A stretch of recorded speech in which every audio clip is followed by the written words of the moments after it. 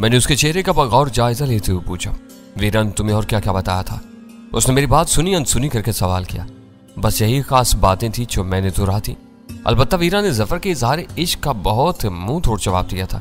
उसने एयरपोर्ट पर जफर से रुखसत होने से पहले उसे खूबसूरत मसनूई फूल दिया था जो रास्ते ही में एक धमाके से फट गया। जफर जख्मी हालत में स्टेशन 4 पहुंचा था, लेकिन उसके हाथों जिक्र उठाने के बावजूद जफर उससे मुतासिर था। वो ताज्जुब के साथ बोला। उसने खुद ही वीरा के उस इंतकामी रवैये का जवाब ढूंढ लिया था। उसका ख्याल था कि इब्तदाई झड़प में उसने वीरा को आवारा करार देकर उसके अना को मत शुरू किया था और वीरा ने उसे जख्मी करके अपना बदला ले लिया था। कोयटा पहुंचने के बाद वीरा ने फोन पर उसकी इयादत भी की थी, जिस पर वो बहुत खुश हुआ था। मेरा ख्याल है कि वो सब महज दिखावा था। अव्वल खान की आवाज कदरे तल्ख हो गई। वो वीरा से दोस्ती बहाल करके उसकी जुबान बंद रखनी चाहता था। कर्नल जैसी जोन्स की तंजीम में लोग अपनी मर्जी से शामिल जरूर होते हैं, लेकिन अपनी आजादाना मर्जी से उससे खैराबाद नहीं कह सकते। अब मुझे ये भी देखना होगा कि 3 साल पहले जफर किन हालात में STF में आया था। तुमने उसके बारे में मुझे शकूक में मुब्तला कर दिया है, तो क्या उसकी हमदर्दियां आप भी जैसी जोन्स के साथ ही हैं? अब मेरे लिए हैरान होने की बारी थी। बदकिस्मती से मुझे यही शुबा है, और अगर ये शुबा दुरुस्त साबित हुआ तो ये STF की तारीख में गद्दारी का पहला वाक़या होगा। अव्वल खान बहुत कशीदा खातिर नजर आने लगा था। तुम्हारे शुबे की बुनियाद क्या है? मुसद्दका इतलात के मुताबिक कर्नल जैसी जोन्स कम अज कम 2 साल से अरबपंथी यहूदियों के एक नस्ल परस्त गिरोह के लिए काम कर रहा है। अगर जफर अब भी उसका हमदर्द है तो समझ लो कि ये आस्तीन ही का एक सांप हम पाल रहे हैं। STF में उसे अहम तरीन कौमी राजों तक रसाई हासिल है और वह किसी भी वक्त हमारी गर्दनों में फंदा डलवाने की पोजीशन में है। मेरे बदन के मसामों में चींटियां सिरंगने लगी थी। इससे बड़ा खतरा तो इस 60वीं साजो सामान को है जो हमारी सरजमीन पर गोदामों में उतारा गया। जफर ने वो जगह नहीं देखी, लेकिन उसे इतना जरूर मालूम है कि दश्ते लूत से आने वाला कारवां सरहदी पहाड़ों में रुपोश हुआ था। मैंने जफर का नाम आने पर अव्वल खान से उसके बारे में सलसली सा जिक्र छेड़ा तो मेरे वहमो गुमान में भी नहीं था कि वो मौजू किसी संगीन रुख को इख्तियार कर लेगा, लेकिन वहां मामला ही कुछ और निकला था। मुझे हैरत इस बात की थी कि जफर ने कराची में अपनी तैनाती के दौरान में मुझे अपनी नीयत पर शुबा करने का कोई मौका नहीं दिया था। अगर बदस्तूर कर्नल जैसी जोन्स के लिए काम कर रहा था तो वाकई बहुत बड़े चक्कर में था। छोटे मोटे राजों की पासदारी करके उसने मुनासिब वक्त और मौका के लिए STF में अपना मकाम बना लिया था। मैं इस मामले में 1 मिनट भी ज़ाया नहीं कर सकता। अव्वल खान ने इस्तरारी अंदाज में कहा, अगर वो गद्दार है तो हमारे लिए एक एक लम्हा कीमती है, बाकी मसाइल बाद में भी तय किए जा सकते। तो उसे फोन का रिसीवर उठाया और एक नंबर मिलाने लगा जिसकी इब्तिदा 0 से हुई थी, यानी वो कराची से बाहर किसी से बात करना चाह रहा था। फोन पर राब्ता होती अव्वल खान के चंद इब्तिदाई कलमात से मैंने अंदाजा लगा लिया कि वो अपने किसी आला अफसर से बात कर रहा था।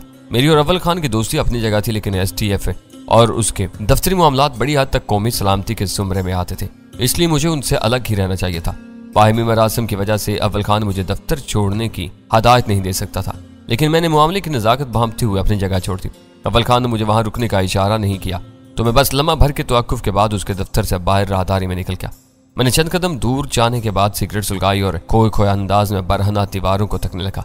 जफर के बारे में जाहिर किए जाने वाले अव्वल खान के शुबहात ने मेरे दिलो दिमाग को हिला कर रख दिया था। स्पेशल टास्क फोर्स को रवायती सरकारी इदारा नहीं था जिस पर अपने मुलाजमीन की तकर्री के सिलसिले में आम जवाबत की पाबंदी लाजमी हो। अगर अव्वल खान के शुबहात दुरुस्त थे तो ब्लू क्रॉस डील में वीरा के किरदार के बारे में जफर की खामोशी बहुत ही ज्यादा पुरस्रार और खतरनाक नजर आने लगती थी। अगर उसकी निगाह में ब्लू क्रॉस डील की ज्यादा अहमियत नहीं थी तो फिर वो किसी बड़े मिशन पर काम कर रहा था। यह सवाल बार बार पूरी शिद्दत के साथ मेरे ज़हन में गूंजने लगा। आखिरकार मेरी खोपड़ी में एक झमाका हुआ और मैं बुरी तरह मुस्तरिब हो गया। अगर जफर ने ईरान से आने वाले एटमी सामान की खेप को सरसरी तौर पर नजरअंदाज कर दिया था तो उसकी निगाहें यकीनी तौर पर कोयटा के ममनू एटमी इलाके पर मरकूज थी। सरहदी पहाड़ों में वाक़े ज़मीन गोदामों से उस सामान को मंजिल मकसूद तक ले जाने के लिए तवील रास्ते से गुजरना था। बेशक वो हमारा मुल्की इलाका था, लेकिन उस पूरे रास्ते की कड़ी निगरानी करनी मुमकिन नहीं थी। चंद अफराद की मिली भगत के जरिए उनमें से किसी भी ट्रक पर ऐसा तबाहकुन मवाद लाया जा सकता था जिसे मीलों दूर से हरकत में लाकर पाकिस्तान के एटमी असास पर कारी वार किया जा सकता। लेकिन उस मफरूजे पर दिमाग सोजी करने से पहले यकीन करना जरूरी था कि जफर वाकई गद्दार और कर्नल जैसी जोन्स का आदमी था। वह स्पेशल टास्क फोर्स में एक कलीदी ओहदे पर फाइज था और अपनी इख्तियारात से काम लेते हुए कारवां की नकलो हरकत के किसी भी अगले मरहले पर कोई तकरीबी कार्रवाई करवा सकता था। ब्लू क्रॉस डील और उससे भी आगे पाकिस्तान की शोहरा आफाक एटमी तनसीबात को किसी भी इम्कानी खतरे से बचाने के लिए ये अमर नागुज़ीर हो चुका था कि जब तक जफर की नेक नीयती या बद नीयती के बारे में कोई शहादत हासिल न कर ली जाए, उसके इख्तियारात उस हद तक जरूर स्लिप कर लिए जाए कि उसे ईरानी साजो सामान मुंतकिल करने वाले ट्रकों की नकलो हमल या रास्ते में दखल अंदाज होने का मौका न मिल सके। मैं फ्लैट से रवाना हुआ तो ये इरादा था कि अव्वल खान के साथ देर तक इधर उधर की बातें करके अपने दिल की भड़ास निकालूंगा, लेकिन उसके फोन पर माफिया के हबीब चिवानी के साथ बात करने के बाद मैं इत्तफाकन जफर का जिक्र ले बैठा था और फिर वही मौजू मेरे जहन पर पूरी तरह छाता चला गया। इसी वक्त अव्वल खान अपनी फोन कॉल से फारिग होकर अपने दफ्तर से बाहर निकला है। बाहर क्यों टहल रहे हो, अंदर ही आ जाओ, मेरी फोन कॉल खत्म हो चुकी है। तुम्हें आजादी के साथ बात करने का मौका देने के ख्याल से बाहर आ गया था। आ गए तो अच्छा किया, वो हंसते हुए बोला। अंदर बैठे रहते तो कोई फर्क ना पड़ता, क्या रहा। मैंने कुर्सी संभालने के बाद टटोलने वाले लहजा में सवाल किया। मैंने जफर के बारे में अपने कमांडिंग ऑफिसर से बात की कि वो मुझसे मुत्तफिक नहीं है। तुम लोगों के सिस्टम में किसी गद्दार का घुस आना अनहोनी सी बात लगती है, लेकिन मैं अपने शुबहात के बारे में पुरयकीन हूँ। वो पूरा एतमाद लहजे में बोला।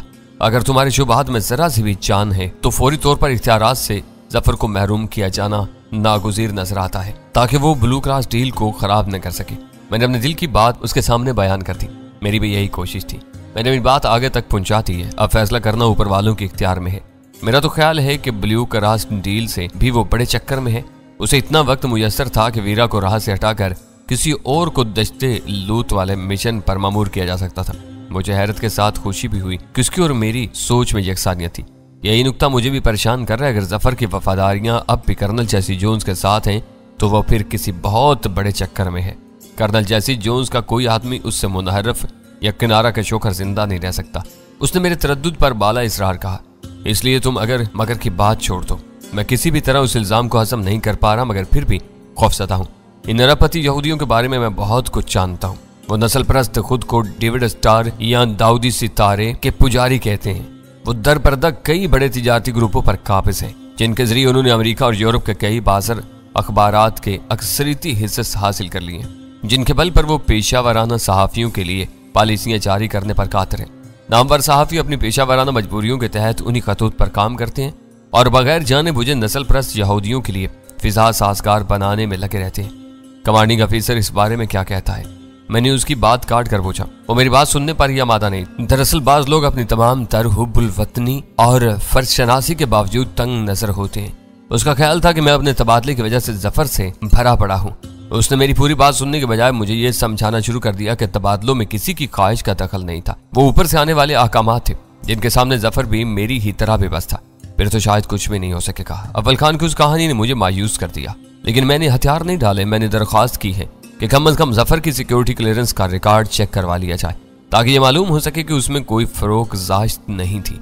इसमें 2-4 दिन भी लग सकते हैं। जफर तो बदस्तूर अपनी जगह मुस्तहकम और फाल रहेगा। सिक्योरिटी क्लियरेंस की फाइल दोबारा खुलने का फैसला होती वो कड़ी निगरानी में आ जाएगा और किसी भी तरह अपनी मनमानी नहीं कर सकेगा।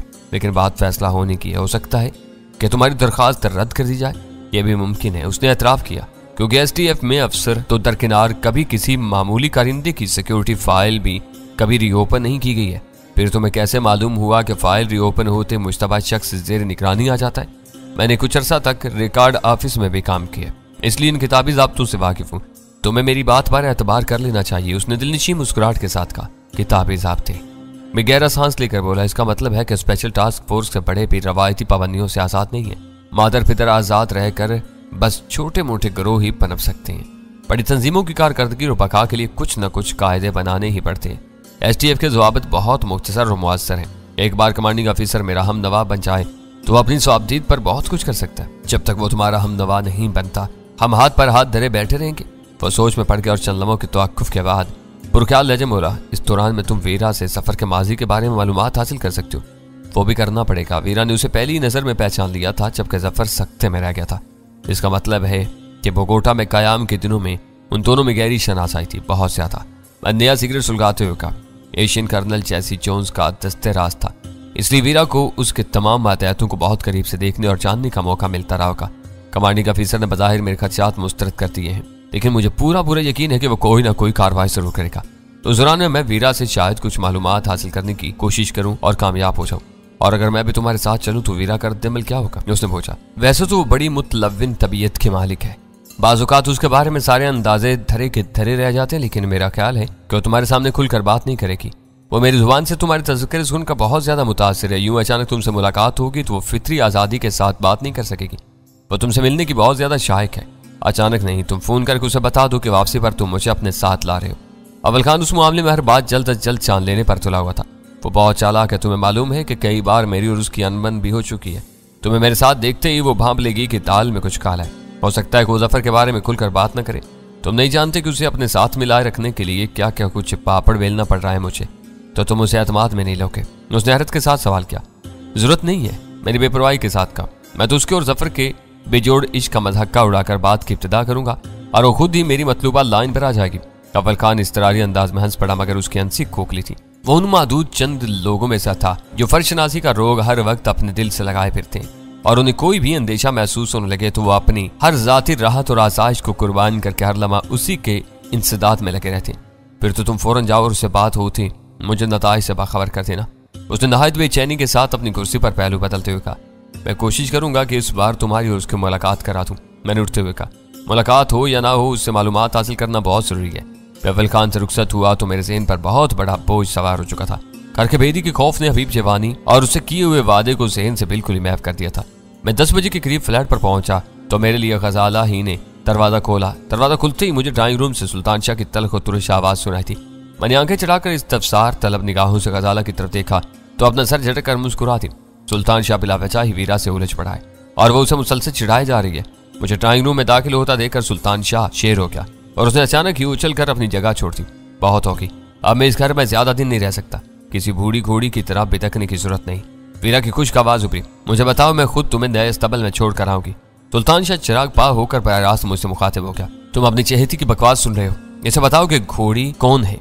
इसे हर वक्त उछलने कूदने और नाज नखरे दिखाने का शौक है जो मेरी बर्दाश्त से बाहर है। मैं भी इसकी गर्दन मरोड़ दूंगा।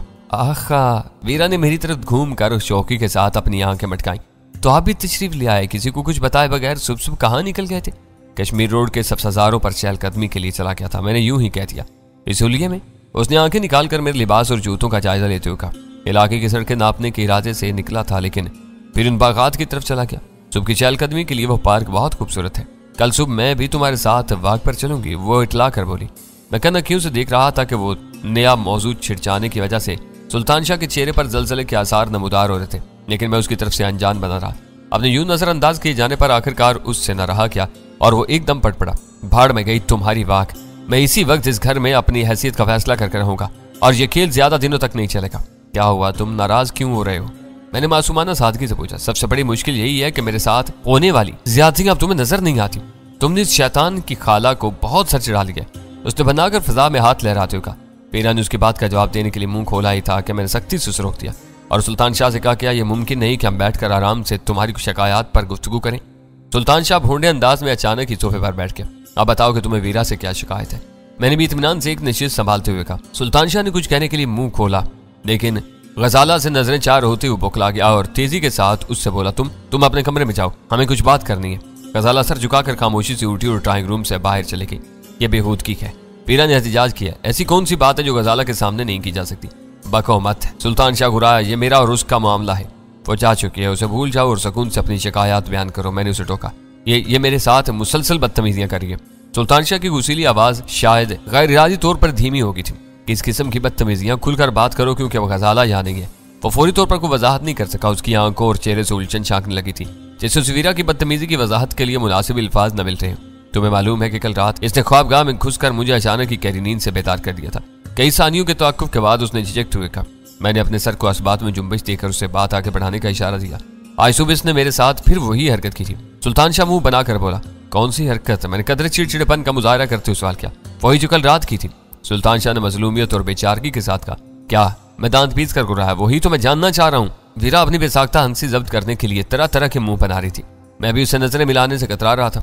मुझे अंदाजा था कि नजरें चार होते ही हम बुरी तरह कह के लगाने पर मजबूर हो जाएंगे। ये मेरे बदन से चिपक कर होले होले मेरा सर सहलाती है। सुल्तान शाह वो मुश्किल कह सका। वीरा के हल्क से एक बेसाख्ता नुकरी कहका उबल पड़ा और वह हंसी के दौरान में ही बोली, और मेरी इस दिलजोई से इसका दम निकलने लगता है। मैंने बदिक्कत तमाम अपना कहका जब्त करके गहरी मुस्कुराहट पर इक्तिफा किया और संजीदगी के साथ कहा, ये तो कोई बदतमीजी नहीं है। मैं तो समझा था कि इसने तुम्हें बिस्तर से नीचे घसीट लिया होगा। ये तुम्हारी सोच का फतूर है कि तुम्हें बुराई में भी बुराई नजर नहीं आती। उसने बे बसी के साथ कहा। मेरी संजीदगी की वजह से इसका गुस्सा दोबारा नहीं भड़क सका था। वो कह रहा था इत्तेफाक से कुछ भी हो सकता है, लेकिन मर्द और नामहरम औरत का जानबूझकर खतरनाक हद तक एक दूसरे के करीब होना शैतानी फेल है। मैं इसे पसंद नहीं करता। इससे कह दो कि ये आइंदा मुझसे इस कदर करीब आने की कोशिश न करे। ये अपनी अपनी तबीयत की बात है, मैंने बेपरवाही से कहा। स्पेशल टास्क फोर्स वाले जफर का किस्सा तुम्हारे सामने ही है।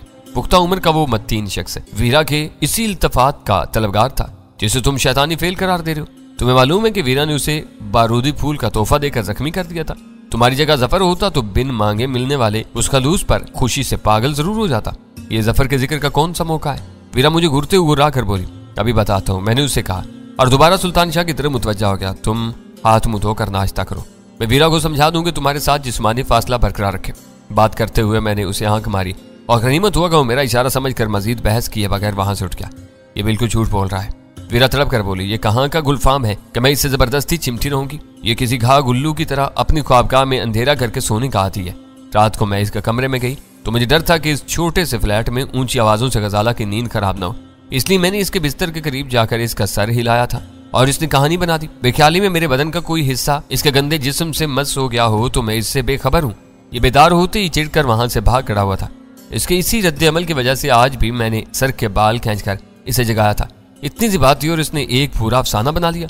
सुल्तान शाह जाते जाते रुककर उसे कीनतुल नजरों से घूरने लगा था। उन दोनों का दोबारा मुतसादम होना मेरे मंसूबे के हक में मौलिक साबित हो सकता था, इसलिए उस बार मैंने वीरा को आंख मारते हुए खुश्क लहजे में कहा, मेरी समझ में नहीं आता कि वो एक बात से चिढ़ता है तो तुम बार बार उसका आदा क्यों कर रही हो? ठीक है, वीरा भन्ना कर बोली, अब मैं इससे दूर ही रहूंगी। इसे उठाना पड़ा तो नाक में तिनका घुमा दिया करूंगी। इस चंद फुट के फ्लैट में सुबह के 2-3 बजे ऊंची आवाज में किसी को पुकारना मेरे लिए नामुमकिन है। उसने भी मेरा इशारा भांपते हुए बिलवास्ता तौर पर हथियार डाल दिए और सुल्तान शाह किसी आसूदा हाल फाते की चाल चलता हुआ ड्राइंग रूम से निकलता चला गया। वीरा ने बहुत जानदार मुस्कुराहट के साथ मेरे पैकेट से एक सिगरेट निकाल कर सुलगाई और पहले कच का धुआं मेरे चेहरे पर उगलते हुए बोली, आप बताओ कि तुमने जफर की बात क्यों छेड़ी थी? मेरे लिए एक अजीबोगरीब वाकया था। मैं उसे संजीदा और बुर्दबार आदमी समझता हूँ, फिर तुम्हारी और उसकी उम्र का फर्क भी बहुत वाज़ेह है। उसने मुझे अपनी बात पूरी करने का मौका नहीं दिया। इश्क में उम्र की बात नहीं चलती। दौलत के नशे में बदमस्त अरब शहजादों के हरम से बाहर आजाद दुनिया में ऐसी बेशुमार मिसालें बिखरी हुई हैं। मकतूल कैंडी की बेवा जैकुलिन ओनानासिस से जैसे बूढ़े के इश्क में दीवानी हो गई थी। एल्ज़ेट टेलर के हजारों सच्चे आशिकों में 8 से 80 साल तक के मर्दों की भीड़ शामिल है। यही नहीं, उसके तो शोहरों तक में बूढ़े, अधेड़ उम्र, जवान और नौजवान सभी शामिल हैं। और अखबारात तो ये भी खबर सुनाते हैं कि बूढ़े यासर अरफात को एक ऐसी बच्ची से इश्क हो गया है जिसे उसने अबलन अपनी गोदी में पाला है। जिंदगी ने वफा की तो शायद आने वाले चंद बरसों में वो लड़की यासर अरफात की बीवी भी बन जाएगी। उम्र के हवाले से तुम जफर को ताना नहीं दे सकते। कोई और बात करो। वो मुस्कुराए जा रही थी। वो STF का एक जिम्मेदार अफसर है। मैंने कहना चाहा लेकिन उसने दोबारा मेरी बात उचक ली। हाँ तो ये कहो ना कि तुम अपने एक हीरो का मेरे सामने झुकना बर्दाश्त नहीं कर सके। वो खुश होकर बोली, तुम मशरकी लोग बहुत ज्यादा मुतासब और तंग नजर होते हो। जिसे चाहने लगते हो उसे अचानक ही देवी देवता के दर्जने पर फाइज कर देती हो, फिर उसकी इंसानी लफ्ज़ों पर मार मार कर उसका भरकस निकाल देती हो। तुम जो चाहो समझ लो, मेरे लिए वो एक गैर मामूली वाकया था, इसलिए मेरे ज़हन से चिपक कर रह गया। उसके लिए तुमसे इजहार इश्क का बेहतरीन मौका वो था जब वो बोगोटा में तुम्हारे साथ था और इस वक्त वो इतना अधेड़ उम्र भी नहीं रहा होगा।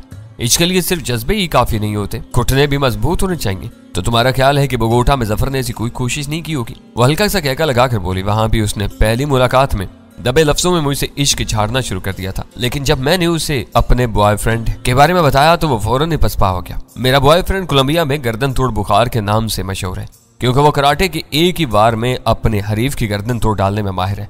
सफर वाकई अजीबोगरीब आदमी है। मैं उसे इतना छिछोरा नहीं समझता था। वो मेरे लिए भी अजीबोगरीब है, लेकिन किसी और मफहूम में। वो हंस कर बोली, वो क्या? मैंने अपने तजस्सुस पर काबू पाते हुए सरसरी लहजे में सवाल किया। चाहे तुम यकीन नहीं करोगे कि बोगोटा ही में उसका 100% हम शक्ल भी मौजूद था। क्या? फरते हर से मेरा मुंह खुल गया और दिल की धड़कनें अचानक तेज हो गई। वीरा को वो सनसनीखेज इंकिशाफ मेरे लिए किसी धमाके से कम नहीं था। वो बोगोटा के एंटी नारकोटिक्स डिपार्टमेंट में इंस्पेक्टर था। उसका नाम अल्बर्टो वेल्सा था। इन दोनों की शक्ल सूरत और रंग रूप में नाकाबिले यकीन हद तक मुशाबत थी, सिर्फ बालों के रंग और स्टाइल में फर्क था। जफर से मेरी पहली मुलाकात भी यादगार थी, क्योंकि उसमें उसे अल्बर्टो समझकर उसके मैं करीब गई थी। अल्बर्टो अपने महकमे में कर्नल जैसी जोन्स का तनख्वाहदार मुलाजिम था और मेरा बॉयफ्रेंड कई बार मेरे हाथों उसे रकम दिलवा चुका था। मैंने उसी गलत फहमी में जफर की पुश्त पर बेतकल्फी से हाथ मारकर हिस्पानवी जुबान में उसकी मजाक पुरसी की तो जफर हैरानी से मेरी तरफ पलटा और किसी अवानक की तरह मुझे घूरने लगा। उसके चेहरे ही से नजर आ रहा था कि वो मेरे हुस्न के सहर का शिकार हो गया था। लेकिन मेरी कोई बात उसके पल्ले नहीं पड़ी थी। उस वक्त भी मुझे शुबा नहीं हो सका कि वो अल्बर्टो नहीं है। मैंने हिस्पानवी ही में फिर पूछा कि उसकी अकल कहाँ चरने गई हुई है, तो जफर ने अंग्रेजी में मुझे आगाह किया कि वो पहचानने से मुझे कासिर होने के बावजूद अपनी खुशबख्ती पर नाज़ा है। उस पर मुझे गड़बड़ का शुबा हुआ और बाद में मुझे मालूम हुआ कि जफर कर्नल के गिरोह में नया शामिल हुआ था। मैंने दिल ही दिल में वो मारा का नारा लगा। बहुत से दूसरे कारनामे सर अंजाम देने के बाद मैं वीरा के साथ मिलकर फिर एक बड़ा मार्का सर करने वाला था। अव्वल खान के शुबहात की तस्दीक की बुनियाद पड़ रही थी और उसको अपने कमांडिंग अफीसर के सामने सुर्ख रोई हासिल होती हुई नजर आ रही थी। इतने मुकम्मल मुशाहबत के बाद किसी और ने की होती तो मैं हरगिज यकीन न करता, लेकिन जहां तुम जैसी चालाक और जहां दीता लड़की भी धोखा खाकी हो, पाशुबा करने की इस तरह से भी गुंजाइश बाकी नहीं रहती। दरअसल इस हैरतनाक मुशाहबत ही की वजह से मेरे बॉयफ्रेंड की नजर इंतखाब सफर पर पड़ी थी। जफर रिटायरमेंट पर मिलने वाली रकम के सहारे आलमी सियाहत के प्रोग्राम के तहत कोलंबिया पहुंचा तो शायद उसके वहम गुमान में भी नहीं रहा होगा कि वो एक लंबे अरसे के लिए वहीं पड़ा रह जाएगा। मेरे बॉयफ्रेंड ने उसे एक शराब खाने में देखा और ताड़ लिया। फिर उसने कर्नल से बात की। उन लोगों के लिए अल्बर्टो बहुत अहम आदमी था। उन्होंने जफर को कुर्बानी के बकरे के तौर पर अपने साथ रखना चाहा था ताकि कोई बुरा वक्त पड़ने पर अल्बर्टो को सांप बचाकर जफर को मरवा दिया जाए। कर्नल की रजामंदी हासिल करने के बाद मेरे बॉयफ्रेंड ने जफर से मिलकर उसे माकूल मुशाहरे पर एक शराब खाने में मैनेजर की मुलाजमत पेश की। जफर बीवी बच्चों और खानदान के जमेलों से आजाद एक सैलानी आदमी था, इसलिए उसने वो मुलाजमत कबूल कर ली। वह कर्नल की फील्ड फोर्स से बिल्कुल लाताल्लुक था और पसे पर्दा रहकर बोगोटा का एक मसरूफ मुजाफाती शराब खाना चलाता था। उसके बाद क्या हुआ, जफर यहाँ कैसे आया, ये सब बातें मेरे इल्म में नहीं है क्योंकि मैं अपना मिशन पूरा करते ही कोलंबिया से निकल गई थी। तो मैं जफर को यहाँ देखकर हैरत नहीं हुई। मैं अपनी बात धीरे धीरे आगे बढ़ा रहा था, सिर्फ इस हद तक कि कर्नल जैसी जोन्स का आदमी तुम्हारी स्पेशल टास्क फोर्स में क्या कर रहा है। मैंने सुना है कि शी की तरह कर्नल को छोड़ने वाले भी चिंता नहीं छोड़े जाते। यह ठीक है, लेकिन वो शायद उसकी फील्ड फोर्स के आदमियों की बात है। जफर तो सिर्फ एक शराब खाने का मैनेजर था, उसे कर्नल के राजों तक रसाई हासिल नहीं थी। हो सकता है कि उसे गैर अहम समझकर नजरअंदाज कर दिया क्यों। वो शराब खाना वैसे भी कर्नल के एक मुआविन के नाम पर था, लेकिन वो कुर्बानी का बकरा था। अल्बर्टो की गर्दन बचाने के लिए उसे पाला जा रहा था। फिर यकायक उसे पाकिस्तान आने की इजाजत क्यों दे दी गई?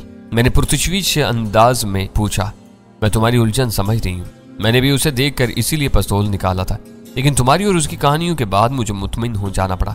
हो सकता है अल्बर्टो अब जिंदा ना हो और कोलंबिया में जफर अपनी अफादियत खो बैठा हो, इसलिए उसे आने की इजाजत दे दी गई हो। लेकिन एसटीएफ ने कर्नल जैसी जोन्स के आदमी को कैसे कबूल कर लिया? ये अंदर की बात है कि वो कर्नल का आदमी था। दुनिया भर के लिए वो एक आम से शराब खाने का मैनेजर था। अगर उस शराब खाने में कर्नल जैसी जोन्स के कुछ हिस्से भी रहे हों तो ये बात जफर को नाअहल नहीं बना सकती थी। बड़े बदमाश आमतौर पर हर जरखेज कारोबार में धौंस और धांधली से हिस्सेदार बन जाते हैं। उनकी हिस्सेदारी की वजह से पूरे कारोबारी इदारे और उसके मुलाजमीन को ब्लैक लिस्ट नहीं किया जा सकता। इसकी दलील माकूल थी, लेकिन मेरे ज़हन में बार बार अव्वल खान की शुबहात अपने जहरीले डंक मार रहे थे और मैं वीरा से हर पहलू पर बात करने पर तुल गया था।